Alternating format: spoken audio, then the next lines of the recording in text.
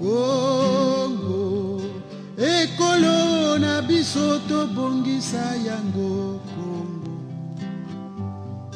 Congo, ekolo monene tobosana te. Nous sommes mercredi 9 octobre 2018. Bonsoir messieurs, bonsoir madame. Eh bien, mesdames et messieurs, ce soir, nous avons pour invité monsieur Joe Washington Ebina, avec qui nous allons devoir plancher sur le thème la politique et la jeunesse au Congo. Alors, mesdames et messieurs, je vous dis, cette émission, vous avez toujours été nombreux devant vos postes téléviseurs en train d'attendre ce rendez-vous. Et je pense que ce soir, vous aurez de quoi manger et de quoi boire par rapport au thème de ce soir. Bonjour, monsieur Ebina. Bonjour. J'espère que vous êtes en forme. Ça va, merci. D'accord. Alors, monsieur Ebina, je crois que ce thème, je pense que ça ne vous posera pas assez de problèmes parce que la majorité des jeunes Congolais, elle vous connaît très bien, et disons plutôt en général, les Congolais vous connaissent tous. Alors, monsieur, il ne se passe plus de jours au Congo ou ailleurs sans pour autant parler de la place et du rôle de la jeunesse dans la gestion de la cité, voire même la jeunesse comme espoir de demain. Cela est-elle des paroles vaines ou la réalité? Je considère simplement que la jeunesse congolaise, elle est inexistante, dans la mesure où elle est, pour la plupart du temps, instrumentalisée. Elle est inexistante parce qu'on ne la laisse pas s'exprimer. Elle est opprimée dans son évolution. Elle est opprimée dans son éducation. Elle est opprimée même dans son épanouissement. Il faut considérer qu'au Congo, les jeunes n'ont pas de place. Voilà pourquoi certains d'entre eux vont mourir dans la Méditerranée pour essayer d'atteindre l'Europe. Parce qu'au Congo, il n'y a pas de possibilité. Au Congo, lorsque vous allez même faire du sport, vous avez vu le grand scandale, à titre d'exemple, un championnat national où la première équipe gagne 12 millions, c'est incompréhensible. Vous voyez, ce sont des signes qui montrent que la jeunesse ne peut pas se retrouver, même dans le sport au Congo. Donc voilà pourquoi les jeunes Congolais rêvent sur l'étranger. Donc je considère qu'au Congo, la jeunesse, malheureusement, elle est marginalisée. Alors, quand vous parlez justement de ces jeunes qui meurent dans la Méditerranée pour chercher d'arriver en Europe, est-ce que vous voulez faire allusion qu'à la jeunesse congolaise? Parce que là, il s'agit justement des jeunes africains de manière générale. Nous sommes au Congo-Brazzaville, donc nous regardons le contexte congolais, mais le problème, il est évidemment un problème beaucoup plus grand. Mais nous sommes dans un contexte congolais, donc c'est par rapport à cette réalité congolaise que nous pouvons nous exprimer. Mais il est clair que les migrants ne sont pas simplement des Congolais, ne sont pas simplement des Arabes ou des autres. C'est évidemment un grand problème, mais il faut reconnaître que nous avons une part de responsabilité au Congo parce que les jeunes Congolais ne rêvent plus. Il faut rêver congolais. Et pour rêver congolais, il faut s'exprimer. Il ne faut pas mourir dans les commissariats, il ne faut pas mourir dans les catastrophes. Il faut laisser libre champ à une jeunesse de s'exprimer. Et donc je considère que la jeunesse congolaise, malheureusement, est dans l'oisiveté. Malheureusement, elle est dans la boisson. Voilà pourquoi aujourd'hui, je constate que certains responsables publics s'opposent maintenant à la vente de la boisson en ce qui concerne ces promotions incompréhensibles. Parce que vous savez très bien, consommer c'est oublier la réalité. Et donc c'est une bonne chose d'arrêter ce genre de pratique. Mais dans le fond, les jeunes Congolais n'ont pas d'issue. Je vous donne un exemple encore très simple. Lorsqu'on arrive en fin d'année, les pauvres jeunes Congolais remplacent les parents dans les bars. Même les petits-enfants sont dans les bars pour festoyer en ce qui concerne les fêtes de fin d'année, Noël et tout le reste. C'est incompréhensible. Il n'y a pas de parc d'attraction. Il n'y a pas d'activité. Donc c'est un problème. Voilà pourquoi je vous dis, au Congo, la jeunesse, malheureusement, ne peut pas s'épanouir. Alors, ce manque d'épanouissement de la jeunesse dans ce pays, est-ce que cela dépend des autorités politiques ou cela dépend aussi de la responsabilité parentale? La première responsabilité, elle est politique. Les parents vivent dans un environnement. L'environnement est politique, est géré par les politiques. Les politiques doivent créer les conditions. Les politiques doivent donner cet élan nécessaire. Les parents ne sont que sujets d'une société. La société congolaise, malheureusement, les politiques congolaises sont égoïstes. Ils sont des personnes qui sont là depuis de longues années, mais qui ne permettent pas de donner l'épanouissement, le changement de la jeunesse, le changement et les activités à la jeunesse. Voilà pourquoi, lorsque vous nous dites, lorsque j'entends dire que c'est les parents, non. Les parents vivent dans un contexte. Lorsque les parents ne sont pas payés, lorsque les parents n'ont pas d'issue, lorsqu'ils vivent dans une société qui est malheureusement fermée, les pauvres parents ne sont pas responsables. N'oubliez pas, en tant qu'Africains, le village aussi éduque la jeunesse. Alors, d'aucuns disent que certains politiques utilisent cette philosophie, qui est justement la jeunesse comme l'avenir de demain, juste pour nourrir la jeunesse d'espoir, alors que dans la pratique, ils ont peur de laisser la place à cette jeunesse. Quel est votre avis? Je crois que les dictons doivent être interprétés selon certaines réalités.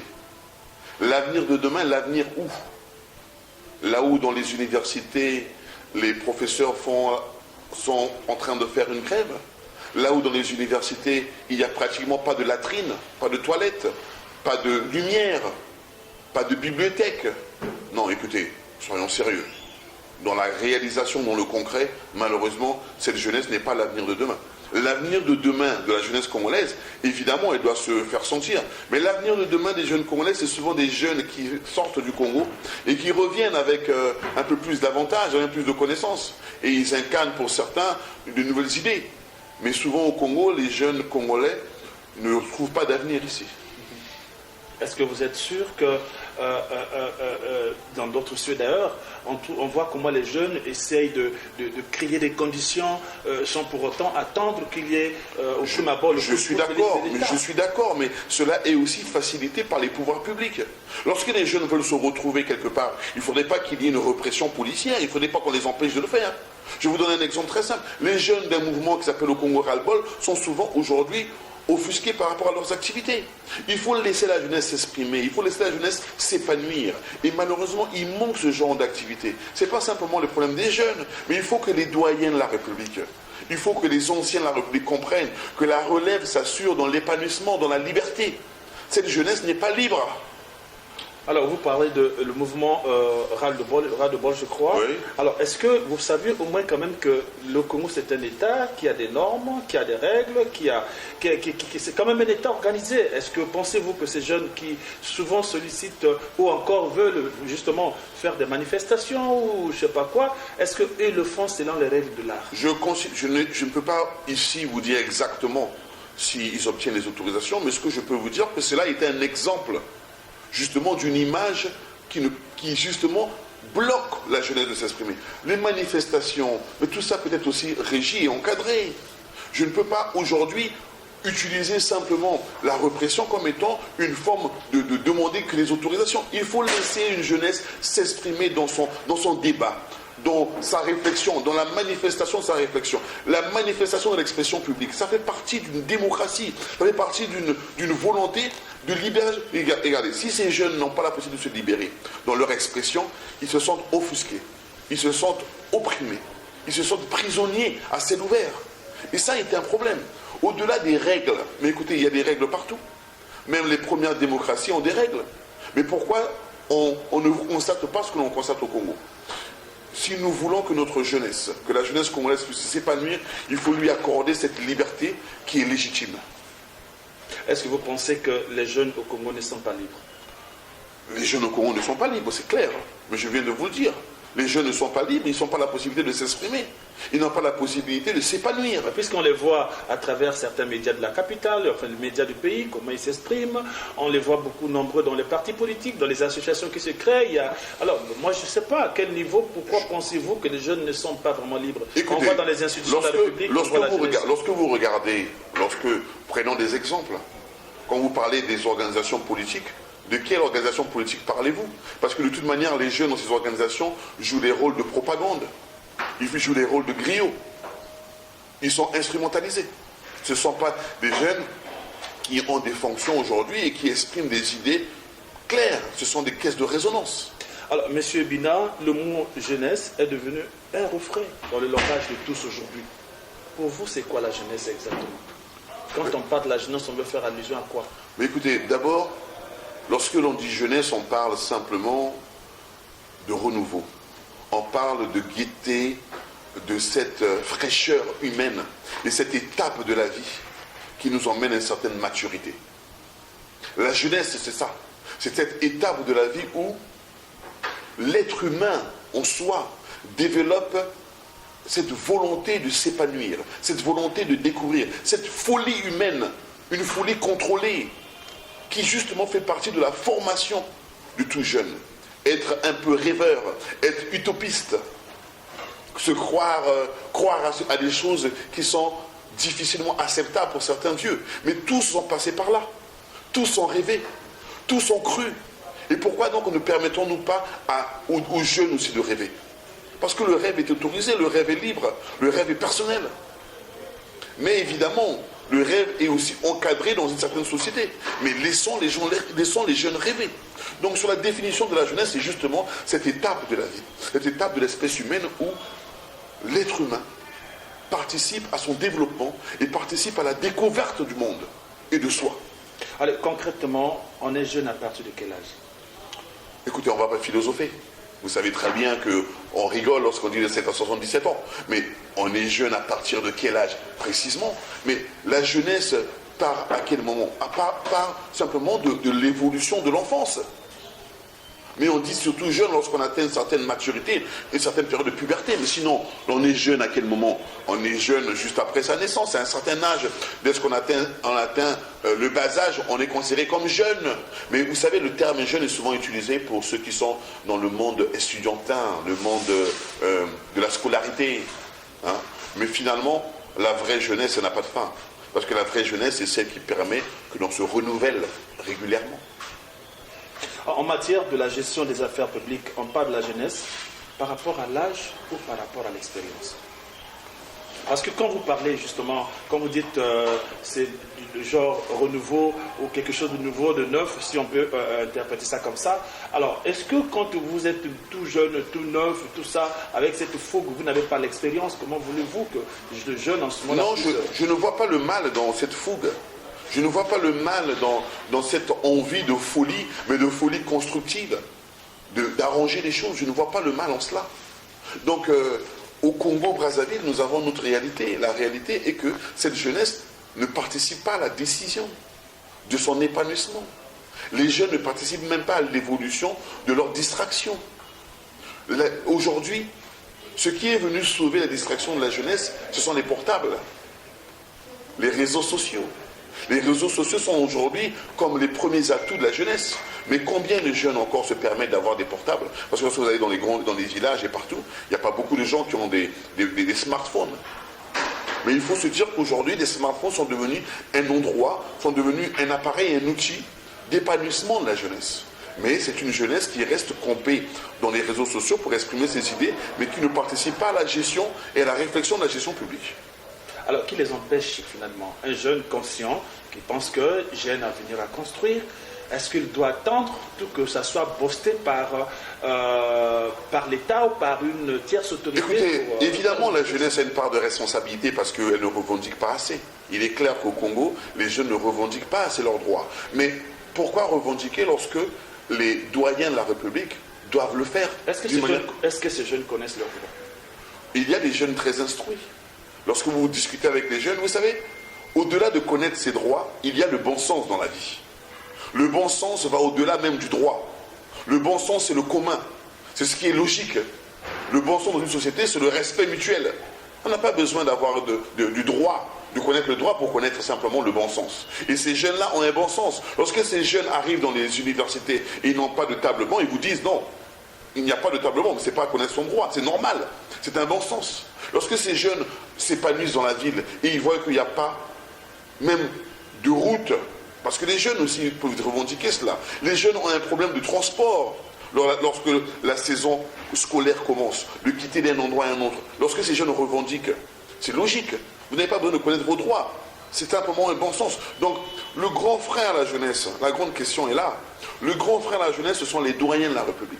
Ce sont les anciens de la République qui ne comprennent pas qu'il est temps de tourner la page. Mais vous savez, dans tous les pays du monde, les doyens ne tournent jamais la page. Ils sont combattus par une jeunesse qui exprime des idées. Mais encore, il faut laisser cette jeunesse combattre justement ces idées. Le dimanche 7 octobre, c'est passé au Cameroun. Je ne sais pas si vous êtes au courant. Mais en vous entendant parler, vous êtes un monsieur qui est toujours d'actualité. Et ça se passe au Cameroun, l'élection présidentielle. Dans la compétition, il y avait 9 candidats, dont le chef de l'État sortant, son Excellence M. Paul Biya. Mais dans les 9, se trouvait un jeune au nom de Lydie Cabral. On va suivre l'image.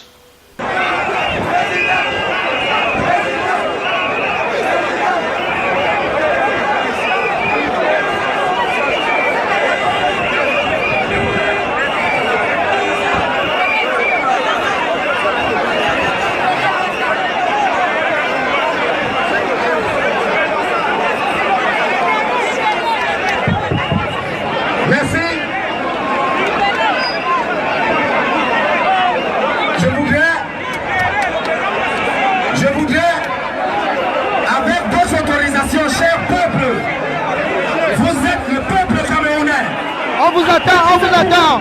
Venez. Voilà le peuple, voilà la jeunesse camerounaise qui veut le changement. De vous-même, regardez.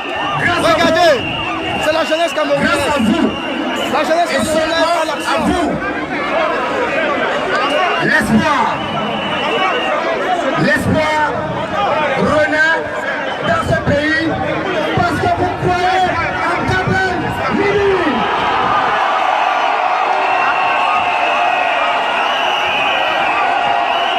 Le V de la victoire vers Kabel Libye. Le V de la victoire pour l'accompagner grâce à vous. Kabel, président, Kabel, président, Kabel, président, Kabel.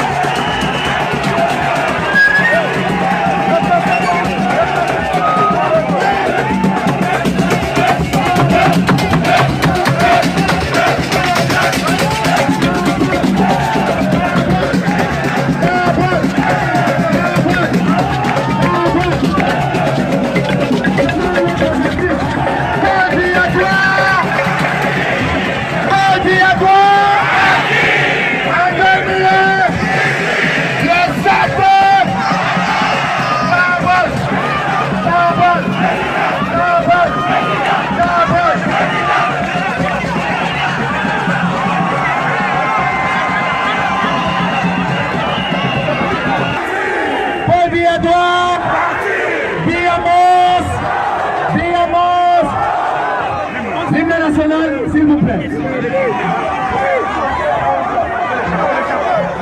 On va exécuter l'hymne.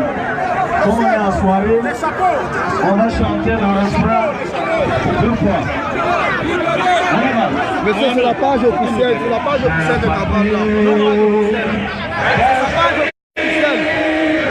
Tu es notre seul et vrai bonheur, notre joie, notre vie, à toi l'amour et le grand honneur, chère patrie, chère chérie, tu es notre seul et vrai bonheur, notre joie et notre vie, à toi l'amour et le grand honneur.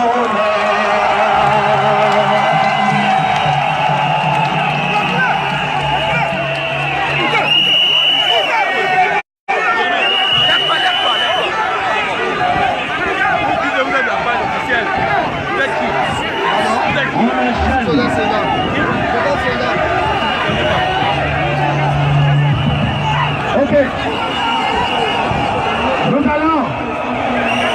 Nous allons permettre, on entre dans la phase des allocutions. Merci Président, on y va. Monsieur Jean-Louis Ratoum pour son allocution.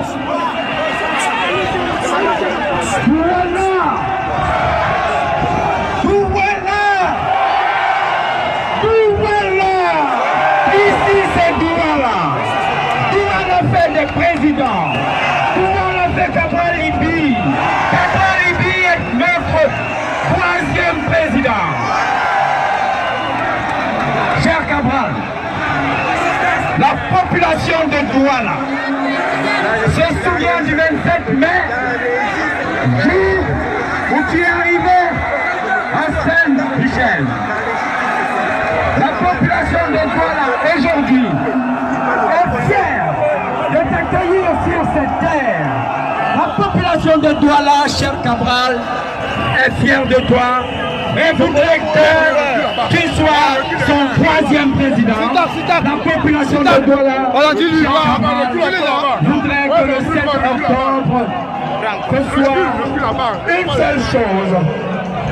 que seul ton nom soit répandu au Cameroun. Douala! Douala! Président, soyez le bienvenu chez vous. Je vous remercie. Merci à tous. Nous continuons directement avec M.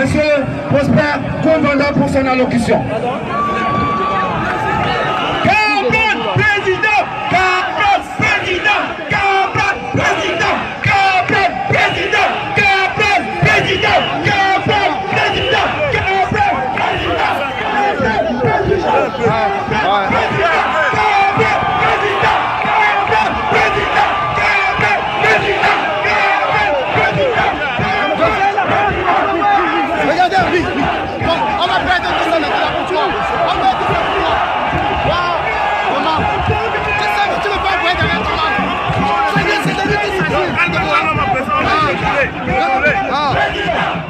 Vous pouvez laisser les étrangers filmer. Nous qui sommes des commissaires, vous nous envoyez des... Le pouvoir, c'est le peuple qui le donne. Et ça a commencé ici à Douala. Le peuple donne le pouvoir. Voici donc le peuple camerounais, le vrai peuple camerounais. Voici le peuple camerounais, le vrai peuple. Où sont-ils? Pourquoi se cacher-ils? Pourquoi cache-t-il la vraie photo? Qui nous montre la vraie photo? Ils savent donc que la jeunesse est une bonne chose. Pourquoi ils mettent les photos de l'époque où ils étaient jeunes? Pourquoi ils mettent la photo de l'époque où ils étaient jeunes?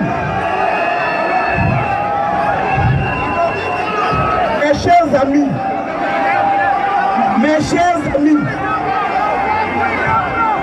si vous allez à la gare routière et vous voyez un car, vous trouvez que c'est un vieux de 86 ans qui va conduire, vous montez,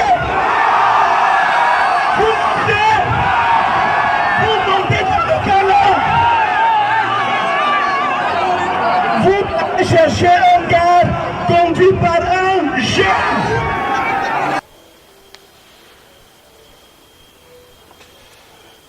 Revenons sur le plateau. Alors, monsieur Joachim Tondebina, vous avez suivi ce jeune, Cabral, et d'après les tendances aujourd'hui, on nous dit qu'il est en 4e ou 5e position. Est-ce que ce jeune, aujourd'hui, peut-on dire que c'est une génération qui a pris conscience? Je considère que c'est un renouveau. Vous savez très bien que le président Paul Biya est au pouvoir depuis de très longues années. Et donc c'est ce jeune qui arrive et qui exprime de nouvelles idées. Les gens de nature, et j'ai parlé de bon sens, le bon sens dans l'humanité demande le renouvellement. On ne peut pas concevoir que dans un pays aussi ambitieux que le Cameroun, que les dirigeants soient là depuis des générations. Il faut tourner la page. Et je pense que tourner la page d'une génération, c'est plutôt constructif.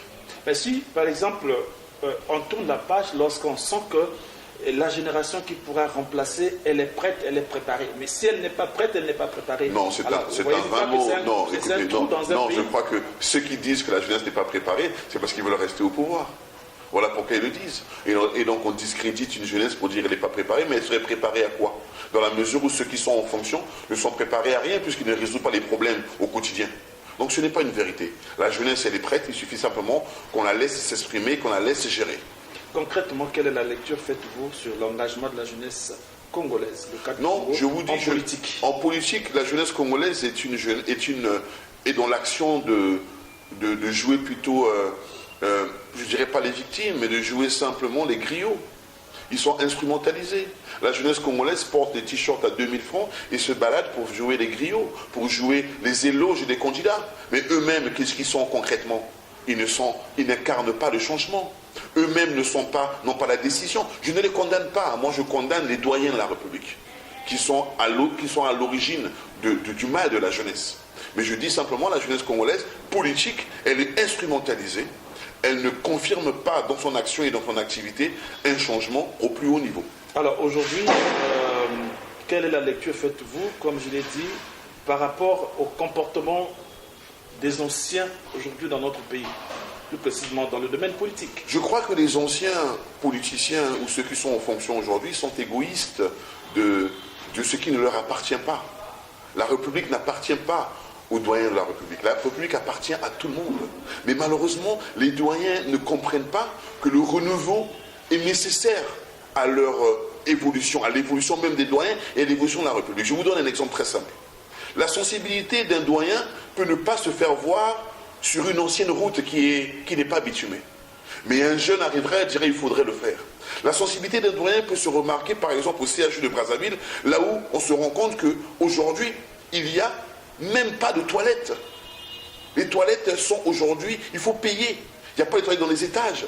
Mais un jeune vous dira, c'est pas bon, c'est pas normal, on doit le changer. Donc la sensibilité elle est différente. Le jeune veut du concret, il veut du nouveau. Il ne veut pas continuer dans la, je dirais, un mot qui serait là une réalité, dans la bêtise, dans l'incompétence. Donc moi je considère que les doyens de la République ne sont pas sensibles à une réalité, parce qu'ils sont habitués, ils ont cette accoutumance à ce qui est négligé.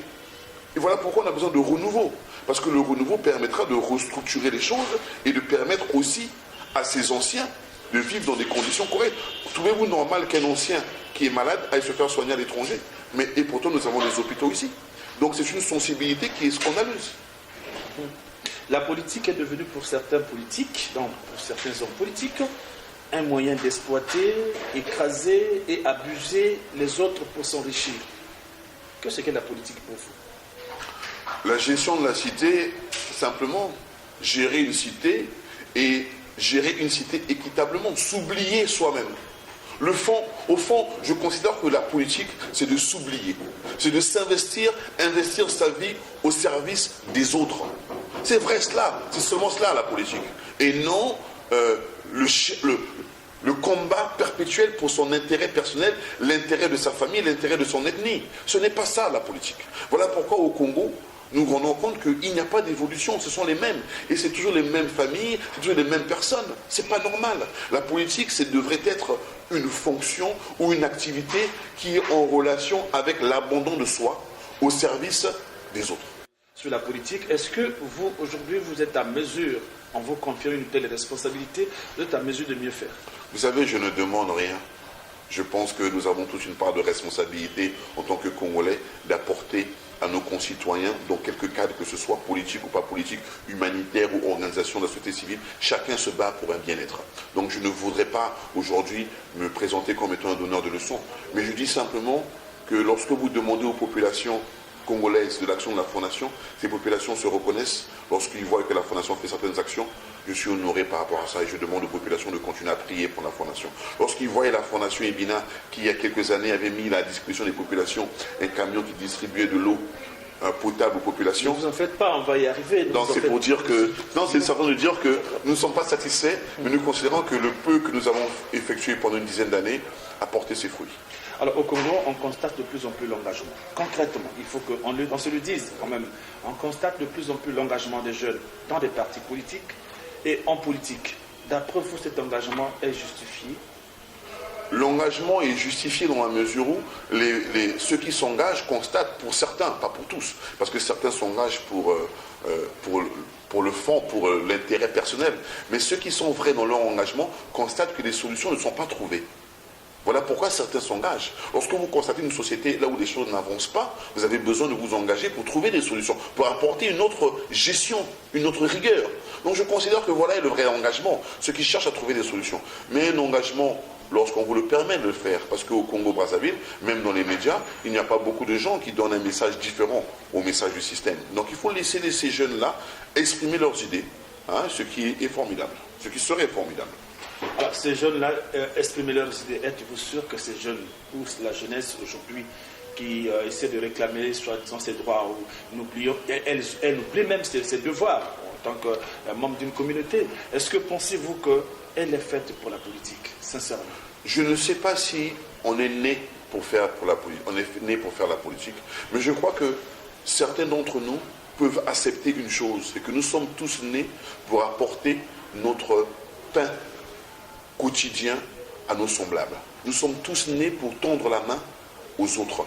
C'est un sens normal, c'est un sens naturel. Donc je crois que tout être humain a le droit de participer à la gestion de la cité, à apporter ses idées. Parce que la politique, ça devait être que ça, apporter des idées pour l'amélioration des conditions de vie de ses concitoyens.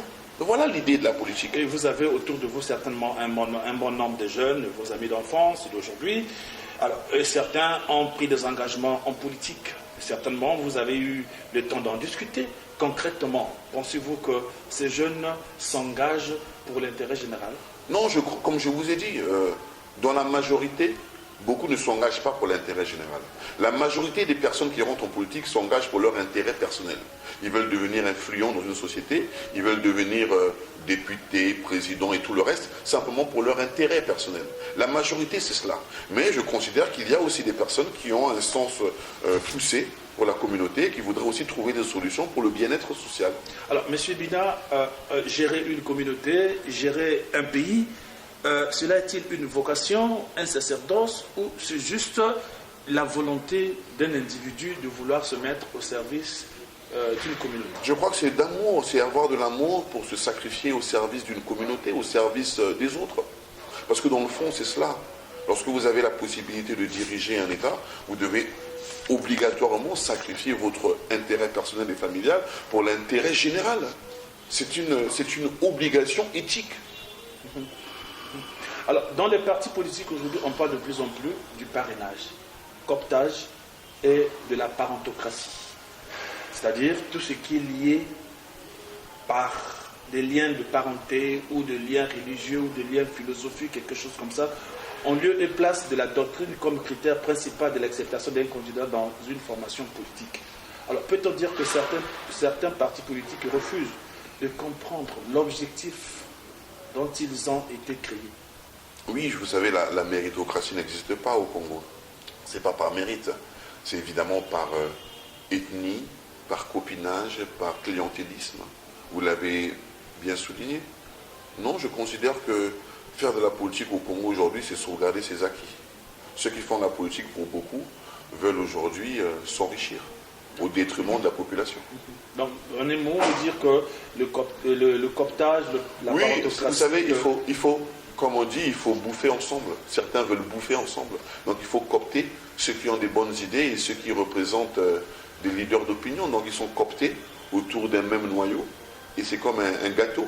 Chacun veut la part du gâteau. Mais malheureusement, le gâteau ne sert jamais à tout le monde.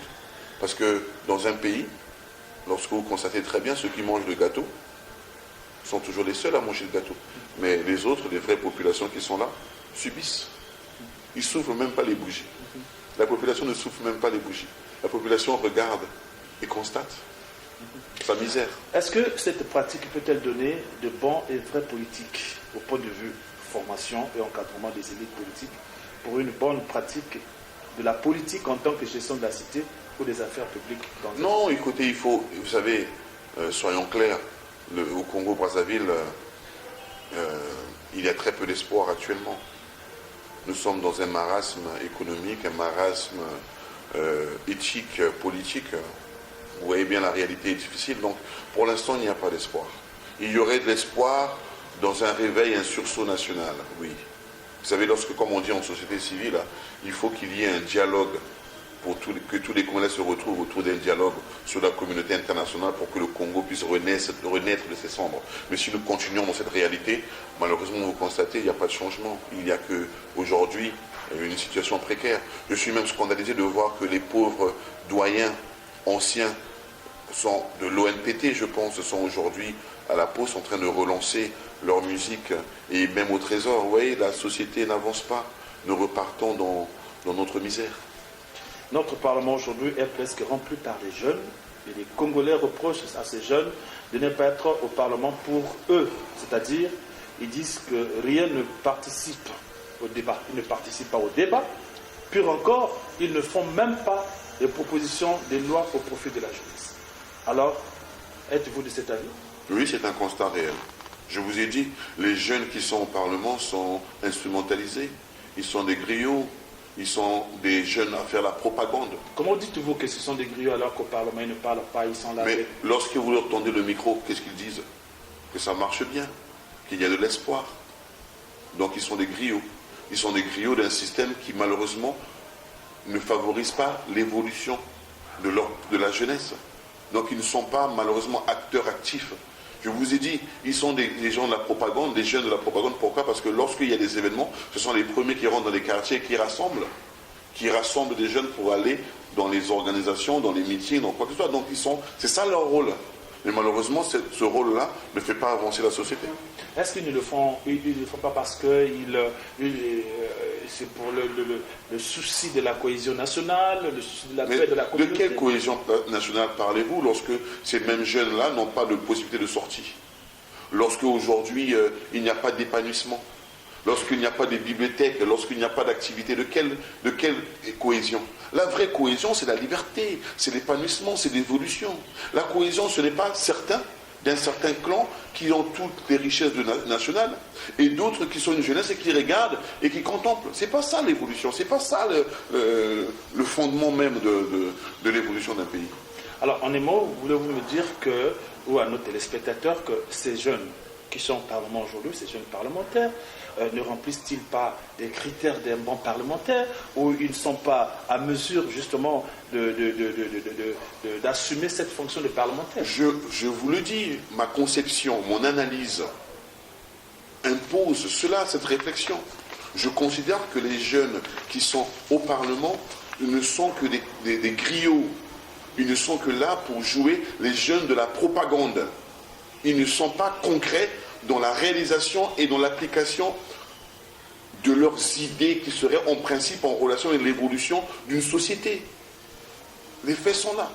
Ils passent certains à la télévision, mais ils passent à la télévision pour défendre quel bilan, pour défendre quelle idée.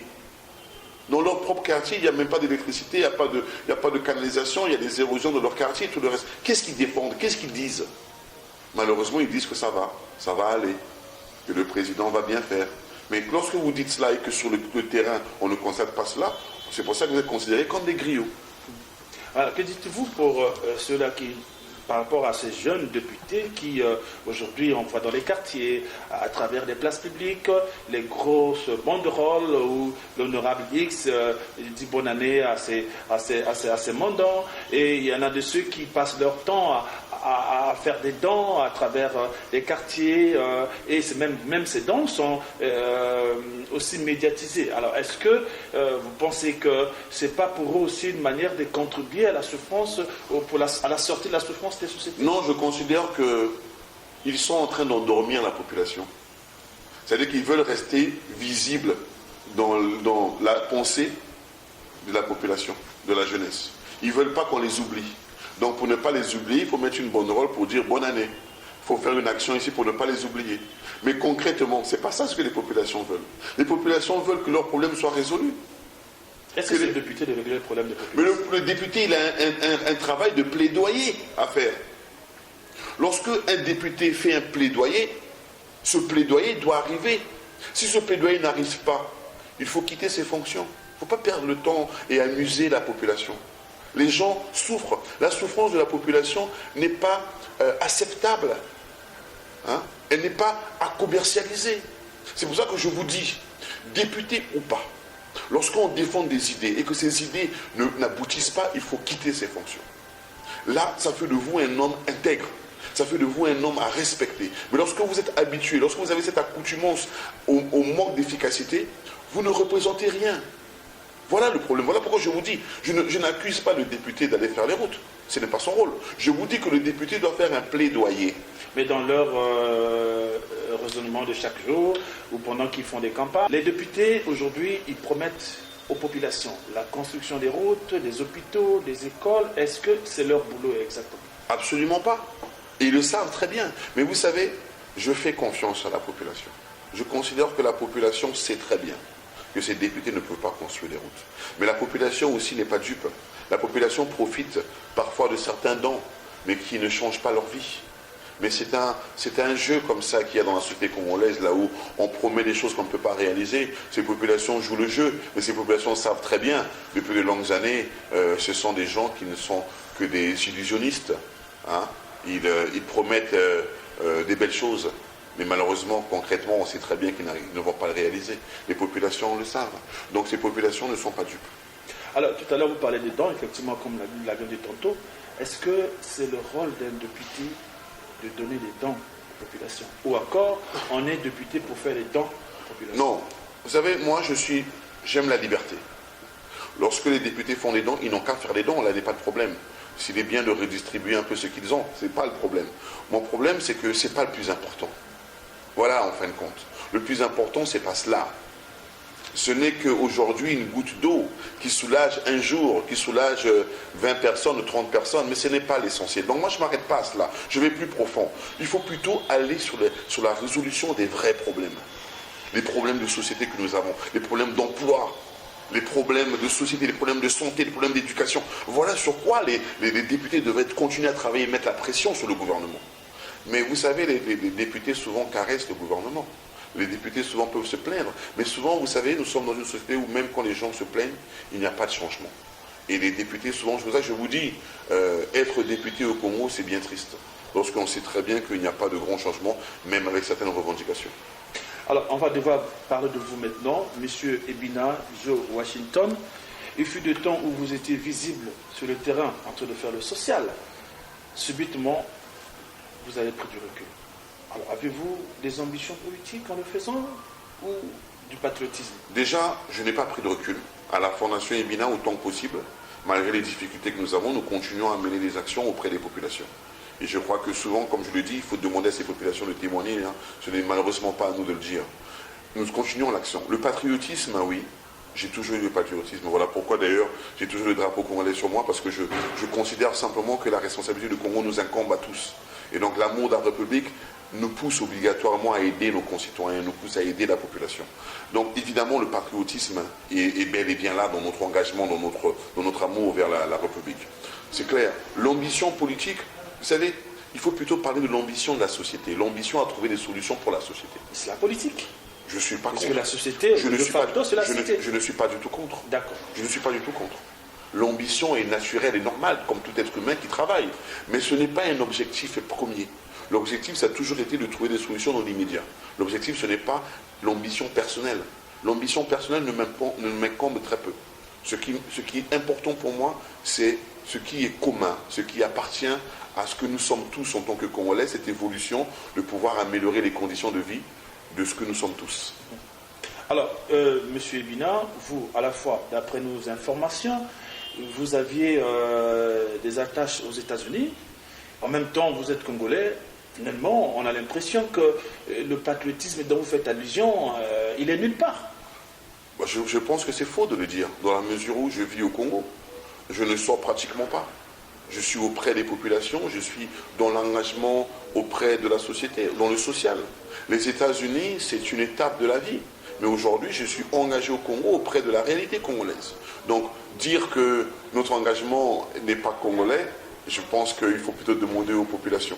Je crois que nous avons dédié notre vie à notre engagement auprès des populations et je considère que notre vie aujourd'hui a un sens simplement dans l'action sociale. Quand vous dites votre vie, vous voulez faire allusion à qui? À vous en tant que... Je parle moi, hein, j'essaie d'une manière d'une possible de ne pas, je ne dirais pas humilité, mais je crois qu'il faut être humble dans certaines activités, dans certaines choses. Donc je parle de moi. Je dis que mon engagement aujourd'hui est un engagement que je dédie auprès de la population, que je dédie dans mon engagement social, parce que je crois que notre vie a un sens qu'au service de la population. Alors, M. Ebina, vous, dans vos parlers, j'ai dû comprendre que vous êtes de la société civile. Alors, c'est quelle organisation exactement? La Fondation Ebina fait partie de la société civile. Ah, c'est la Fondation Ebina. La Fondation Ebina dans la société civile, mais nous avons aussi les Full Day. les Forces Unies pour la Liberté et la Démocratie, qui est une plateforme qui travaille au sein des organisations de la société civile dans la défense des droits de l'homme, dans la promotion et la défense des droits de l'homme. Cela fait partie de notre engagement dans la société civile. Alors, les droits de l'homme que vous défendez, on a l'impression que vous faites toujours allusion au combat politique, c'est-à-dire que vous attaquez plus aux activités des hommes politiques. Parce que dans la société aujourd'hui au Congo, il y a des problèmes d'électricité, il y a des problèmes d'eau, on ne vous voit pas sur le créneau. Mais vous savez, vous m'étonnez lorsque vous parlez des politiques, mais les politiques sont les responsables de la République. Pourquoi nous devons nous attaquer à la population? Mais ce sont les politiques qui prennent des décisions pour que le vécu des Congolais soit correct ou pas. Ce sont les politiques qui gèrent la cité. Donc il est normal que lorsqu'il y a des violations des droits de l'homme, que nous puissions indexer les politiques pour dire mais vous ne faites pas votre travail. Regardez, les populations meurent ici, meurent dans les commissariats, ils meurent là. Que faites-vous par rapport à ça? Et c'est normal. C'est tout à fait logique puisque ce sont les gouvernants qui sont responsables des décisions qui influencent nos vies et la vie des populations. Alors, vous dites qui influence la société aujourd'hui et la vie des populations. Depuis que votre structure existe, quels sont les actes ou les œuvres que vous avez déjà fait au profit des populations en tant que société civile? Dans le cadre des droits, de défendre la D'accord, parce qu'au cadre de la Fondation Ebina, vous savez, ça fait 10 ans, lorsque vous parlez des droits de l'homme, et nous sommes dans un mouvement qui aujourd'hui travaille auprès des familles victimes. Lorsque vous avez parlé, par exemple, du drame de Chakona, nous étions proches des familles. Nous assistons les familles. Lorsque vous parlez des droits de l'homme, nous intervenons régulièrement lorsqu'il y a des violations des droits de l'homme, lorsqu'il y a des personnes, des jeunes femmes qui sont violées. Il y a beaucoup d'activités que nous menons au sein de cette plateforme. Nous ne sommes pas suffisants.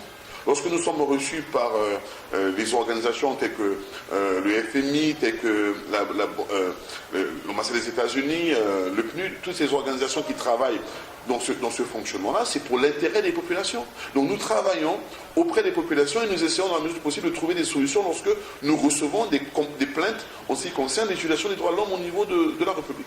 Concrètement, vous avez parlé de la situation de Chakona. Où en sommes-nous aujourd'hui? Les pauvres victimes ont été enterrées et la procédure judiciaire continue. Nous avons entendu qu'il y aura un procès d'ici là, donc nous attendons pour constater la suite. Mais il faut déplorer que c'est un drame que nous considérons national. Alors aujourd'hui, M. Ebina, on a l'impression que vous avez peut-être pas un don contre les politiques, les anciens qui sont en politique, mais vous vous considérez comme jeune, vous êtes jeune. Est-ce qu'aujourd'hui, la jeunesse congolaise peut compter sur M. Ebina, Joe Washington, en lui confiant son destin? Parce que vous êtes de ces jeunes qui, pour l'instant, qui montent souvent au créneau. Je crois qu'il faut demander à cette jeunesse, il faut faire un sondage et demander à la jeunesse qu'est-ce qu'elle pense. Lorsque vous me parlez des politiques, je tiens à vous rappeler une chose, la réalité condamne les politiques. Il ne faut jamais oublier que ce ne sont pas nous qui condamnons les politiques, c'est la réalité, c'est le vécu des Congolais. Lorsque les Congolais vivent dans une certaine misère, pas d'eau, pas d'électricité, pas d'accès aux soins, pas d'accès... C'est la réalité, pas de salaire. C'est cette réalité qui condamne les politiques, ce n'est pas nous qui condamnons les politiques. Nous rappelons simplement les faits de société pour dire que voilà, les politiques, vous êtes en face de certains faits, vous ne les réglez pas. Mais non, sur cette jeunesse, je laisse la jeunesse décider et penser pour savoir si ce que nous faisons à notre niveau peut les soulager. Maintenant, en ce qui concerne l'ambition, vous savez, comme je vous ai dit, l'ambition est là, dans l'action. Et voilà. Et même les anciens, je vais vous faire une confidence, même les anciens qui sont au PCT, les anciens, il y en a qui ont revendiqué. Mais malheureusement, ils ont oublié qu'ils ont revendiqué. Et aujourd'hui, malheureusement, ils ne laissent pas cette jeunesse de revendiquer. Et donc, à cette jeunesse, je dis simplement, courage, revendiquez, pour que demain, votre avenir soit sauvegardé. L'avenir ne viendra pas des anciens, ça viendra de la revendication de la jeunesse. Et donc, il faut évidemment continuer à se battre. Voilà, merci. Nous sommes pratiquement arrivés à la fin de notre émission. Merci à vous qui avez suivi votre émission. Merci à toute l'équipe qui a permis la réalisation de cette émission. Portez-vous bien et à bientôt. Merci.